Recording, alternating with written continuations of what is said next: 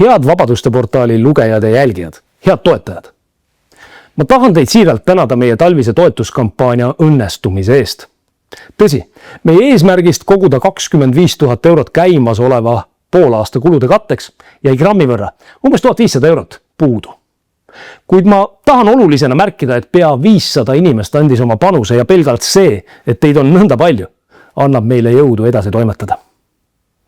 Sest vaadake, vabadused tänases maailmas vajavad kaitset. Ka meil Eestis soovivad ametkonnad turvalisuse ettekäändel hoogsalt kasutusele võtta tehisaru kasutavaid jälgimissüsteeme, mis kaotavad lõpuks igasuguse privaatsuse. Meie tänane valitsus plaanib vihakõne seadusega meie sõnavabaduse ja kliimaseadusega meie igapäevase elukorralduse kallale tulla.